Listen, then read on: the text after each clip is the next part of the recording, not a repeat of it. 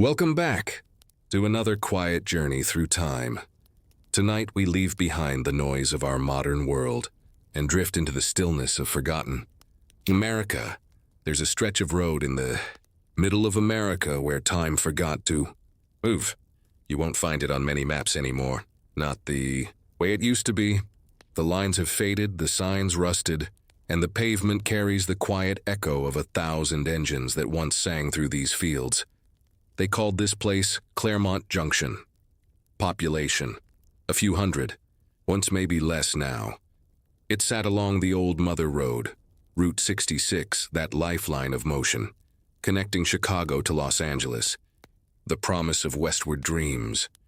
But promises are delicate things. Sometimes they dissolve quietly, without anyone noticing.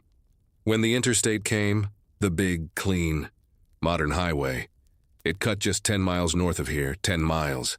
That's all it took for this town to die. The road moved on, but the people never did.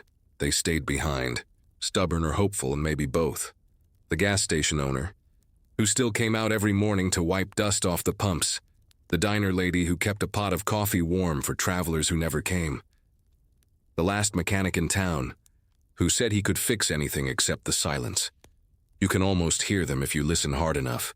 Their voices wrapped in the wind, their stories trapped between the cracks of this empty road, and maybe that's why I'm here to remember, to stand in the middle of this forgotten street and listen to what the world left behind.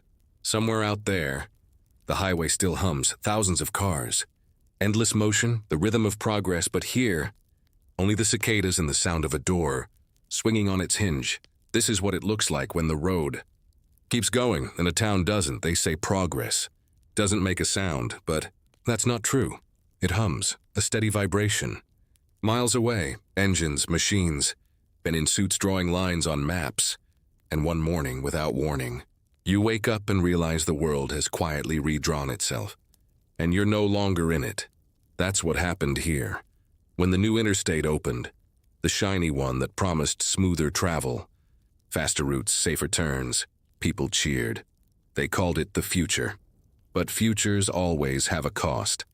And for Claremont Junction, the cost was everything. At first, nobody noticed. The town kept breathing, as if nothing had changed. The diner opened at 6 a.m., the gas pumps clicked to life, and the same handful of regulars parked their cars outside like every morning. But there was something missing. A sound. A rhythm. The endless whoosh of passing cars that used to fill the air like heartbeat. You could feel it, the silence pressing against the walls. A week later, the first traveler missed the turn. A month later, the gas station sold half the fuel it used to. By the end of that year, the owner started closing on Sundays. The post office began cutting hours, and the motel's neon sign, vacancy, stayed lit for months, flickering at night to no one at all. The newspapers called it economic adjustment. The officials called it progress. But for the people here, it was just loss, slow and quiet, the kind of loss that doesn't make headlines. Dust began to gather where footsteps once were. The road signs rusted faster than usual, as if even metal wanted to move on. And the sun, that same warm sun that once shimmered on chrome bumpers and bright paint, now felt harsher. The air hung heavier. You could say the town died overnight, but that wouldn't be true either. It was slower than death, a fading, a dimming of color, one memory at a time. There's a man named George who still lives here, used to run the hardware store, the kind of place where you could buy a hammer, a radio, and hear half the town's gossip for free. Now, the store's shelves are mostly empty. He doesn't open every day anymore. But sometimes he sits by the window, drinking coffee from a chipped mug and watches the dust drift by. He told me once, they said the new road would save time. But what's a town supposed to do with all that time, once no one passes through it?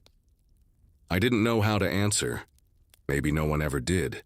Because progress never looks back, it's always pointing somewhere else, toward the next city, the next light, the next dream. And towns like this become shadows, silent witnesses to the direction everyone else went. Sometimes, When the sun sets low and the air smells like rain, you can almost see it, the ghost of what this place used to be. Cars lined up at the diner, laughter spilling out of the windows, music playing from jukeboxes, kids running across the street. Then it fades like a mirage, swallowed by the same silence that progress left behind. Maybe this is what history really is, a quiet story buried beneath the dust of progress, not lost. Exactly. Just waiting for someone to stop long enough to listen. There was a time when this place glowed, not just from the sun, but from the hum of neon, red, blue, yellow, colors that cut through the desert night like promises. Every diner, every motel, every tiny roadside bar had its own heartbeat of light. The town wasn't big, but it was alive. You could drive through here at midnight and see the signs calling you home. Eat here, vacancy, cold soda, open 24 hours. Each one buzzing gently, like they were whispering stories to passing travelers. And the travelers listened. Truckers, newlyweds, soldiers heading west, dreamers chasing sunlight. They all stopped here, filled their tanks. Their stomachs, maybe even a small piece of their hearts. The diner at the corner, Mildred's Place, was the soul of this town. Every booth had a story. The counter still remembers the hands that once rested there. Men with grease on their fingers, women with lipstick on coffee cups, the smell of bacon and fresh coffee, the laughter, the radio playing songs that made the world seem simple. There's still a jukebox inside, covered in dust now. If you press the buttons, nothing happens, but sometimes, when the wind blows through the broken window just right, it sounds like music trying to come back. Across the street stood the Route 66 motel, 12 rooms, each one with a window facing the highway, so travelers could fall asleep watching headlights drift past like falling stars. Now, the curtains hang in tatters. The pool is dry, cracked, filled with sand and time. But the sign is still there, Route 66 Motel, its neon heart still trying to breathe. I stood beneath it one night, just listening. The buzz of electricity was faint, but it was there, like the last heartbeat of a dying town refusing to let go. Maybe that's what makes these places beautiful. Not the decay, not the silence, but the stubbornness of it all. The way the lights still flicker, even when there's no one left to see them. The way the wind keeps moving through streets that no longer have names. Sometimes I wonder about the people who built these signs. Did they ever imagine their work would outlive the very dreams they were built for? That someday, their bright letters would glow not for customers, but for ghosts? A sign like that, buzzing alone in the desert. It's not just light. It's memory made visible. It's what nostalgia looks like when no one's watching. I think about all the nights when this town shimmered, like a small galaxy, cars pulling in, radios playing, the smell of rain on asphalt, someone's laughter floating in the air. And now, only wind, only dust, only silence. But even silence has an echo here. You can hear it if you're patient. It's in the hum of a dying sign, in the rustle of old postcards hanging behind the diner counter, in the way the desert holds the memory of every sound it ever heard. Once, this town glowed brighter than the stars above it. Now, those stars shine down on what's left. A few broken lights, a few stories too stubborn to disappear, and somehow, it still feels alive. Not in the way it was, but in the way all forgotten places are. Because silence isn't the opposite of life. Sometimes, it's just what life sounds like when everyone's gone. No one expected it to end the way it did. There was no grand announcement. No warning, no ceremony, just one morning. The truck stopped coming. At first, people thought it was temporary. Maybe road work, maybe a detour. But days passed, then weeks. The sound of engines that had once filled the air was gone, replaced by a kind of silence that didn't feel natural. Then word spread. The new interstate was open, a faster route, safer, smoother, straighter, 10 miles north. That's all it took, 10 miles, to erase an entire way of life. The first to close was the gas station. Then the diner shortened its hours. The motel tried to hold on, offering discount rates, but no one ever saw the sign. Even the school began to empty, families leaving. chasing the new road like a lifeline. Each day felt quieter than the last. You could almost hear time slowing down. Mildred, the diner owner, stopped brewing fresh coffee by noon. She used to joke that she could tell what time it was by how many cars passed. Now, the only way to tell was by the length of the shadows. One afternoon, she flipped the open sign to closed and never turned it back. George, from the hardware store, stopped getting deliveries. No trucks came this way anymore. No new parts, no customers to ask for them. He started fixing what he could with whatever was left, as if patching up the bones of a dying town. And still, nobody said the word dead. They just said slow or quiet or different, as if naming it might make it real. I came across an old newspaper clipping once. Interstate 40 opens. Safer, faster, better for America. There was a photo of smiling faces, a ribbon cutting, the governor shaking hands. In that picture, no one looked back. No one saw the small towns fading behind them. That's the thing about change. It doesn't always destroy you all at once. Sometimes, it just takes away the sound, the movement, the reasons to stay. And soon everything else stops too. When the highway changed, it didn't just move the traffic, it moved the heartbeat of the nation. And towns like this, they were left behind, still waiting for the echo of engines that would never come back. Maps. Stop showing this town years. Give the new ones, the glossy ones they sell at gas. Stations don't even leave a blank spot where it used to be. It's just gone, erased, like it never mattered. But maps lie because the town is still here. You just have to know where to look. If you take the old road, the cracked one with weeds pushing through the asphalt, and drive far enough, you'll find it. A few empty houses, a diner with a broken window, a gas pump leaning sideways. Everything covered in a thin film of dust like time has been collecting it. Piece by piece.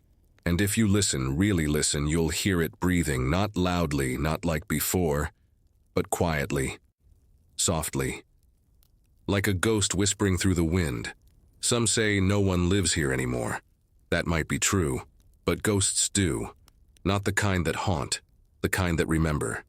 They linger in doorways, the fading wallpaper, in the way the sunlight still falls through broken blinds. They don't scare you, they just exist. They're what's left when people forget. But places don't. There's a sign on Main Street, rusted, hanging by a single bolt. It used to say, "Welcome to Silverton, the heart of Route 66. Now half the letters are gone, but even broken, it still tries to greet you. That's what I love about ghost towns. They don't beg for attention, they don't fight the silence. They just keep standing, quietly telling their stories to whoever still cares to listen. Sometimes, when the sun sets over the desert, the light turns everything gold. The windows, the sand, even the rust. For a few minutes, it almost looks alive again, like the town remembers how it felt to be full of laughter and headlights. And then, as the sun disappears, it fades back into memory.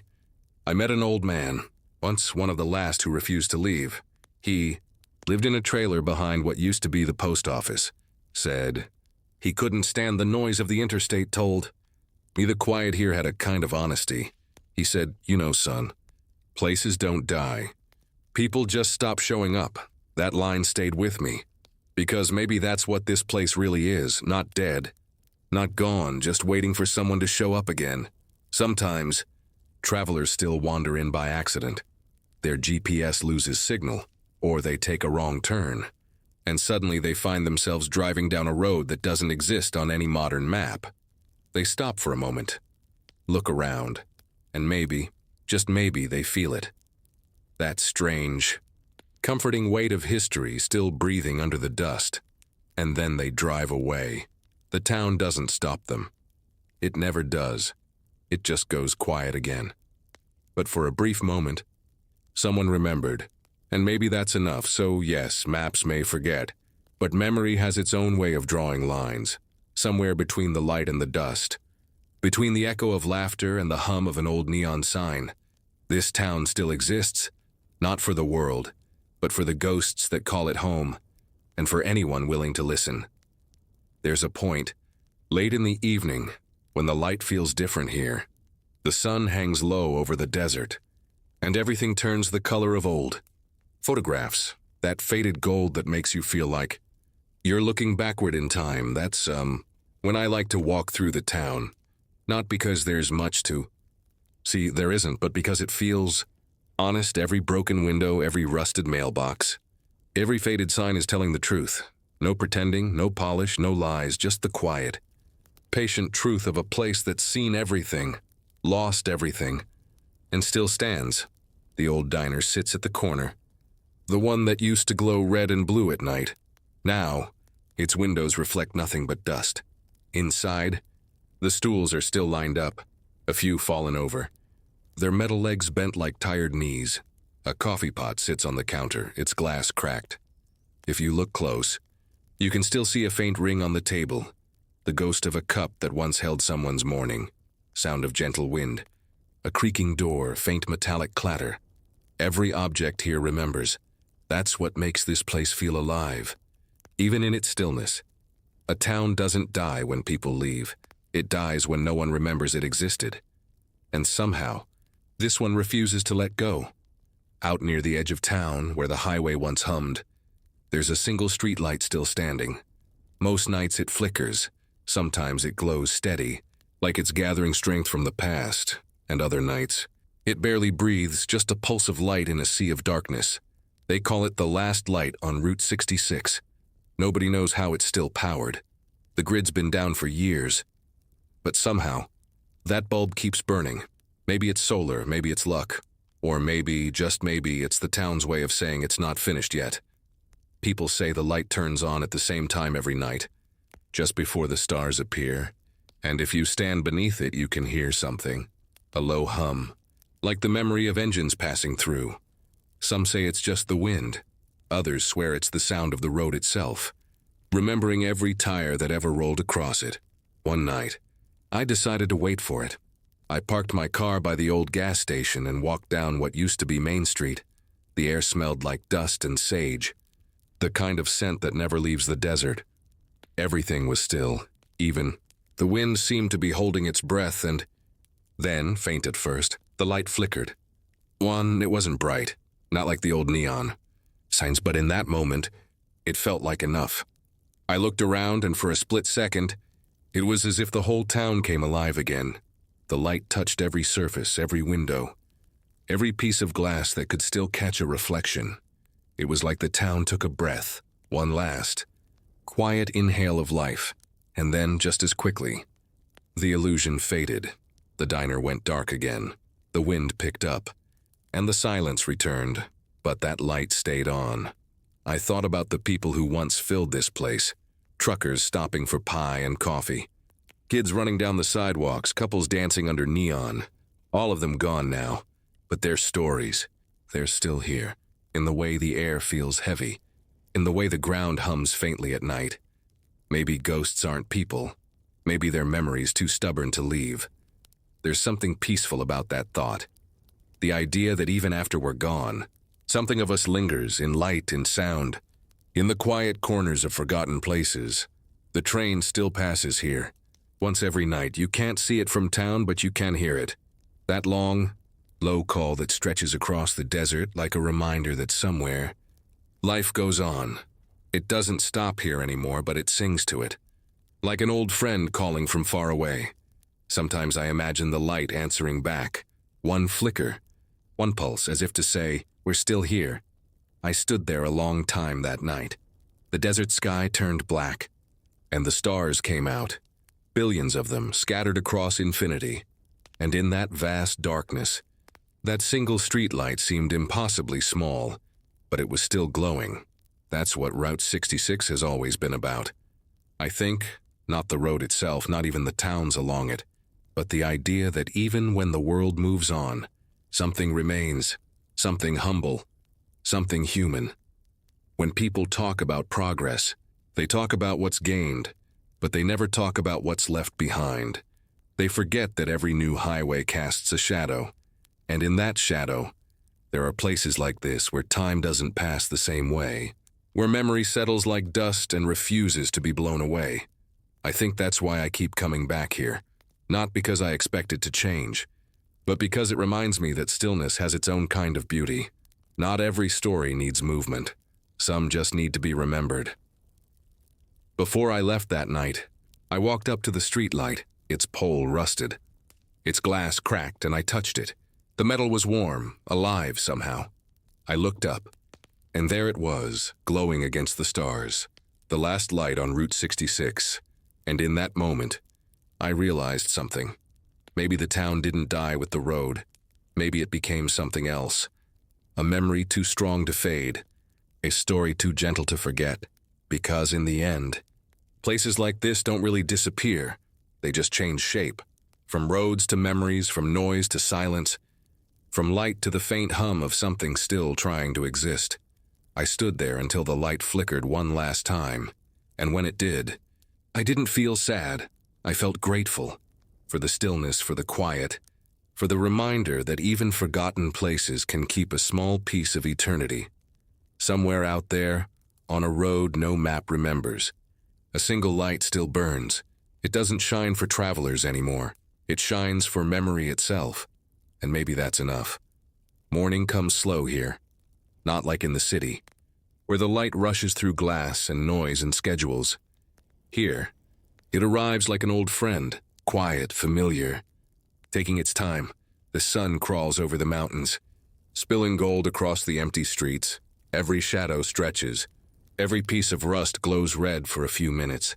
And for that brief moment, the town looks almost alive again. I sat in my car, hands on the steering wheel, watching the light slide across the diner windows. Dust floated through the beams like tiny ghosts. The silence was deep, the kind that makes your chest feel heavy, not from sadness, but from meaning. I thought about all the people who once called this place home. The laughter, the songs, the arguments, the smell of gasoline and coffee, all of it still lingering in the air, invisible but present. The town might have been forgotten by maps, but it hasn't been forgotten by time. It seems has chosen to stay here before leaving. I walked one last time through Main Street, the cracked pavement, the faded road lines that led nowhere, and at the end of the street, the last light, still flickering in the wind. I don't know how long it'll keep burning. Maybe another year, maybe just another night. But I like to think it'll outlast us all. That even when the world stops caring about old highways and small towns, that single light will keep shining, soft and steady. For no one in particular, as I started the car, I realized something simple. We spend so much time chasing new things, new roads, new screens, new versions of the same old stories, that we forget how beautiful it is to just stand still. Maybe. That's what these towns teach us, that progress isn't always forward. Sometimes it's remembering. Sometimes it's just sitting with silence long enough to hear what it's trying to say. When I looked back through the rearview mirror, the town was already fading, shrinking into the horizon, its colors dissolving into the heat. But in the glass, for a split second I saw something, the faint glow of that last light, still holding on. And I knew then I wasn't really leaving. Part of me was staying, caught somewhere between the sound of wind and the hum of that dying bulb. Soft pause. Wind fades into background. The desert has a way of keeping secrets. It buries them gently, under sand, under silence, under years, but it never destroys them. It just keeps them safe, waiting for someone to wander close enough to listen. Maybe that's why Route 66 still feels alive, even after the world has moved on. Because it's not just a road, it's a memory map, a line that connects the living to the forgotten, the present to the past. As the music played through the static, I smiled. Somewhere in another lifetime, that song might have echoed through this very street. Maybe Mildred was pouring coffee.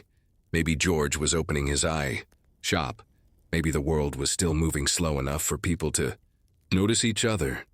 That's the kind of life I think we all miss. Not exciting, not fast, not perfect, just human, just boring but cozy. The road stretched out in front of me, a thin silver ribbon vanishing into the horizon. I took a deep breath, shifted into gear and started driving. And as the town disappeared behind me, the radio caught one last clear note, a voice singing about love, About home, about time. It cracked with age, but it was still there. Like the town, like the light, like every story that refuses to be forgotten. We leave so many places behind in life. But sometimes, if you listen close enough, they never really let us go. Not everyone left. A few stayed behind, the ones who couldn't, or wouldn't let go. They say there's always someone who keeps the lights on, even when the show's long over. Here, that was Marlene. She ran the diner long after the highway stopped sending her customers. Every morning, she'd unlock the door, flip the open sign that no one saw, and make coffee for ghosts. Sometimes, travelers still wandered in, lost, curious, maybe broken in their own way. She'd serve them pie, tell them stories, and ask about the world beyond the desert. Then they'd leave, and she'd be alone again across the street. There was Mr. Dalton, the mechanic who hadn't fixed a car in 20 years. He still swept the dust from the front of his garage, said he liked the sound of the broom better than silence. At night, his radio would hum with static, and if you stood outside, you could almost hear the echo of music, as if the past was trying to tune itself back in. They stayed not because they believed the town would come back, but because it was theirs. The dust, the quiet, the fading light on all of it, and maybe staying wasn't about hope at all. Maybe it was about memory, about being a witness to what once was, so it wouldn't disappear completely. There's a strange kind of bravery in that, to stay behind when everything else moves on, and on certain nights, when the desert wind blows through the hollow buildings just right, you can almost hear their voices, soft, distant, like the town itself is still trying to remember their names. Silence isn't always silent. Out here, it hums. When the wind passes through the old motel signs and the wires that still hang across Main Street, you can hear a faint, steady vibration, like a memory that refuses to fade. People who once lived here called it the sound that never left. No one knew exactly where it came from. Maybe it was the last bit of electricity still pulsing through forgotten wires. Maybe it was the earth itself, remembering the rhythm of passing cars. Or maybe, just maybe, it was the sound of the past breathing. Softly beneath all this dust, when night falls, the town becomes a mirror of the stars. Every broken window reflects a little shimmer. Every cracked sign catches the glow. The sound drifts through it all, low, constant, familiar. Some say it's the hum of old neon trying to light again. Others say it's just wind. But if you stand still long enough, you'll notice how the sound changes with your heartbeat, how it feels alive. It's strange, how even after everything is gone, the noise, the laughter, the engines, something always remains. The sound that never left isn't just a hum, it's the echo of every story ever told here. You can almost hear them layered.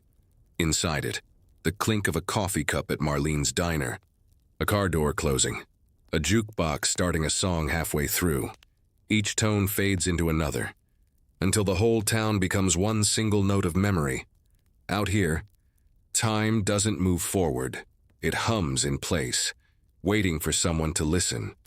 And when the moon rises over Route 66, the sound grows just a little louder, as if the town itself knows someone is still paying attention. Maybe that's why people still come here. Not many, but a few. Not to take pictures, not to claim the past, just to stand in the quiet and hear the sound that never left. Every dying town has someone who refuses to let it die. Here, that was Henry. He lived in a small house near the edge of Main Street, a two-room place that leaned a little too far to the west, with an old porch light that still worked. Most nights, Henry wasn't young anymore. He'd been here since before Route 66 was paved in asphalt, when it was still dirt and gravel and dreamers. He watched the road come alive. Then he watched it disappear. When everyone else left, the shopkeepers, the truckers, even Marlene with her diner keys, Henry stayed. He said someone had to keep the lights on, just in case the road ever remembers us. Every evening, just before sunset, he'd walk down the street with a long-handled broom, sweeping dust off the cracked sidewalks, brushing the windshields of cars that hadn't moved in decades. Then, As the sky turned purple and the desert cooled, he'd plug in a single extension cord, running from his home to the lamppost by the diner, and watch it flicker to life. A soft hum filled the street. The same sound that had once meant open for business now just meant still here. He didn't do it for anyone else. There was no one else left to see it. He did it because the town had once given him everything. His job, his family, his memories. And this was how he said thank you. Some nights, travelers on the interstate would notice the light, a single glow miles away from anywhere, and they'd pull over, thinking it was a sign of life. They'd drive closer, curious, and they'd find Henry, sitting in an old lawn chair, hat pulled low, radio on, watching the light buzz and fade. Most didn't stay long, but every so often, someone would ask, "Why do you keep it on?" He'd smile, slow and tired, because, he'd say, somebody has to remember. The light wasn't just electricity, it was a promise, a soft, stubborn refusal to let memory turn to dust. When Henry passed, no one noticed at first. Weeks went by before a drifter found the door open. The radio still playing static and the light outside, still burning. Somehow the cord was still plugged in. No one ever figured out how the power stayed on after that. Some said it was solar. Others said it was luck. But those who visit now, the few who wander through, say the light still hums the same way it did when Henry was there. Maybe he never really left. Maybe the town didn't either.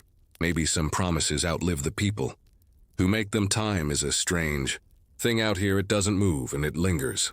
In the city, time feels sharp, cutting through days, deadlines, and neon lights. But here, it's soft. It gathers like dust on windowsills, waiting for someone to notice it's still there. The clocks in this town stopped long ago, not all at once, but one by one. The hands froze mid-moment. A diner at 3:17, a gas station at 4:05, the post office just after noon, as if time decided that was enough. Sometimes I wonder if places like this fall out of the world's timeline, like a skipped frame in an old film, still existing, but unseen.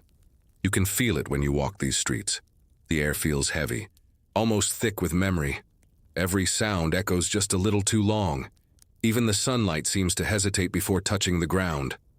What time forgot isn't the buildings or the road or even the people.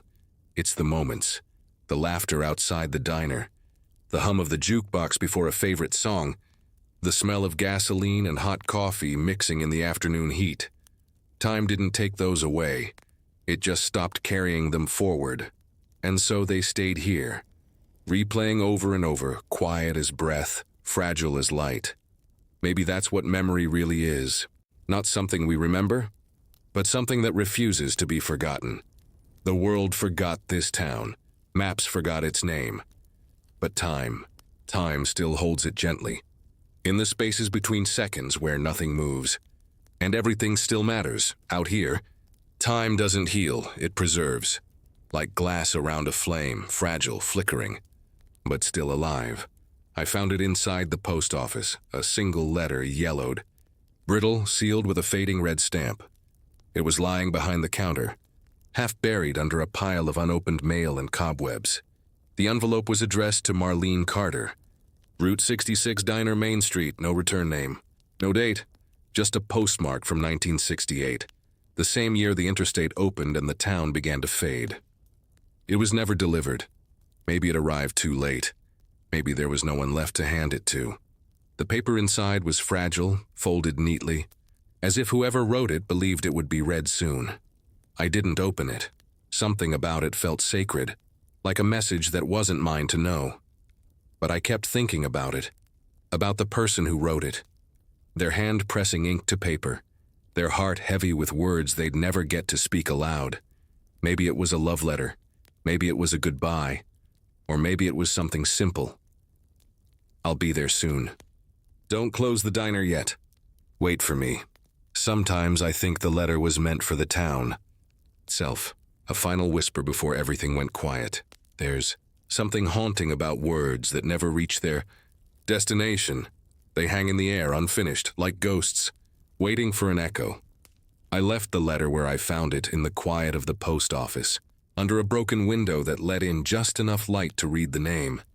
And as I walked away, the wind brushed past the door, soft, gentle, almost like someone sighing. For a moment, it felt like the whole town was exhaling, letting go of one last breath it had been holding for decades. Some things aren't meant to be opened. Some stories are meant to stay sealed, safe from time, safe from endings, because sometimes mystery is the only thing that keeps a place alive. The letter remains there still, resting quietly in the corner of a forgotten room, its paper slowly turning to dust, but its message, whatever it was, still humming softly through the air. Maybe it was never about being read. Maybe it was about being found. The light still burns. No one knows how or why. It's been decades since the power company cut this part of the grid.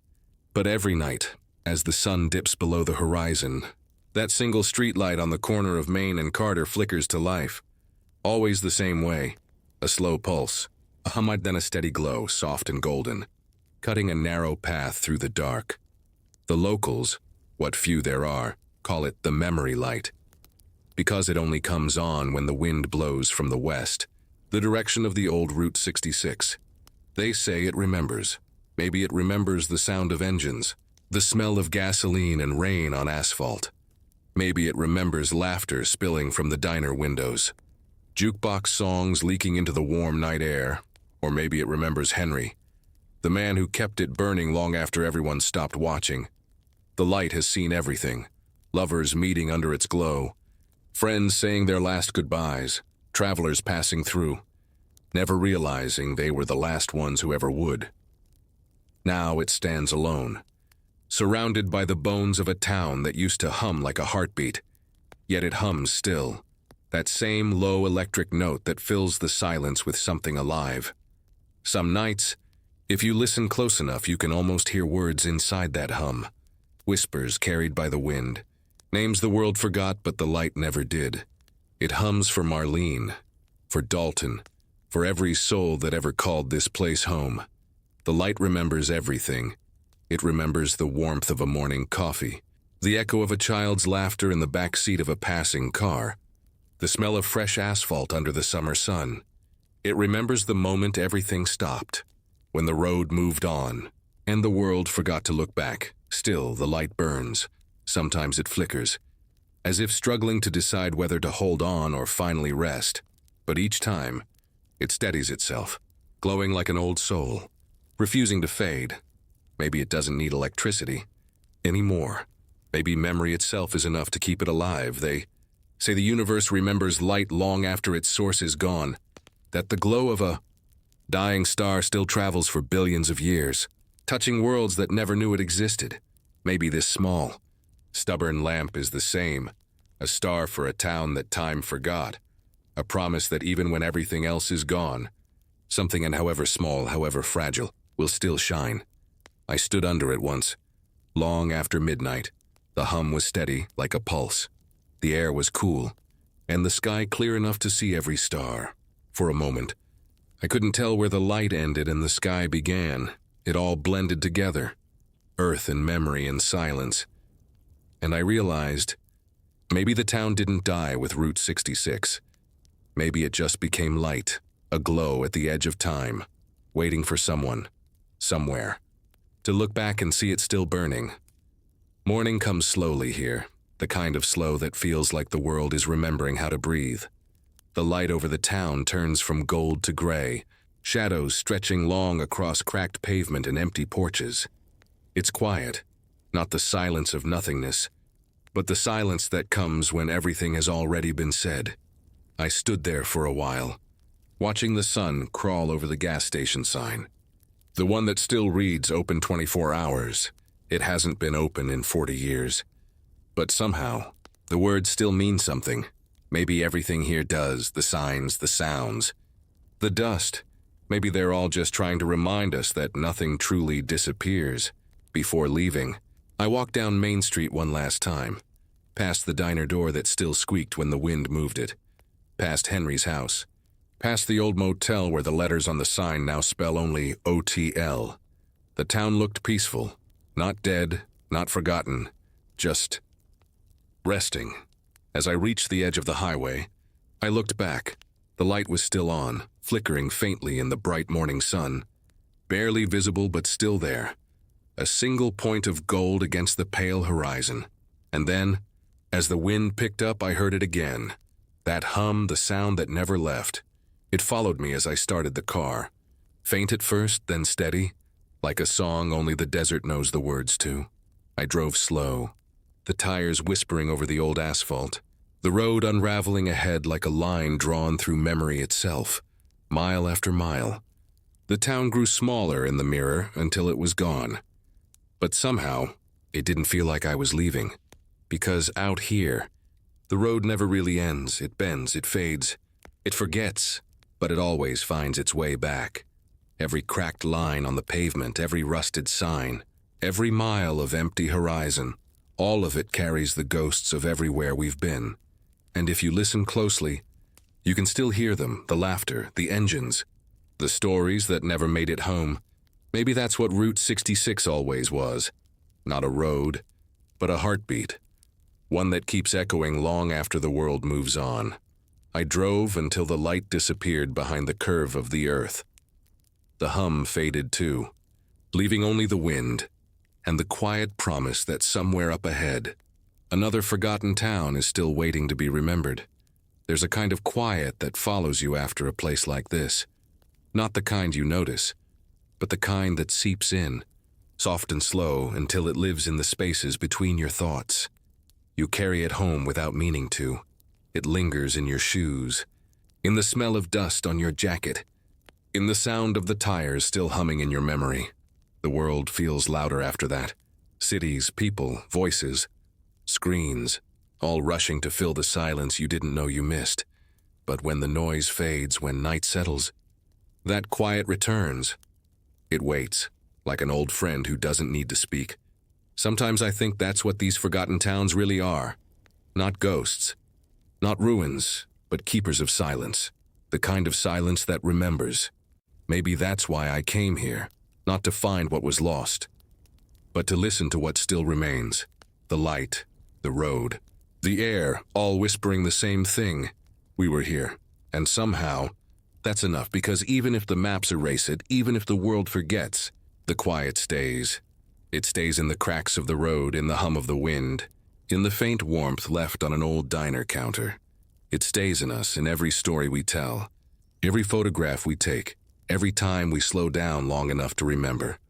The road keeps moving. The world keeps spinning, but somewhere out there, under the soft glow of a single light, time is still holding its breath, waiting, watching, remembering. And when the night grows still, truly still, if you listen carefully, you might hear it too, the hum, the heartbeat of a town that refused to be forgotten, the quiet that stays. Thank you for joining me tonight. I hope these sleepy towns and their histories have given you a little bit of calm for your evening. Don't forget to subscribe for more relaxing journeys through history. Until next time, sleep well and dream of the past.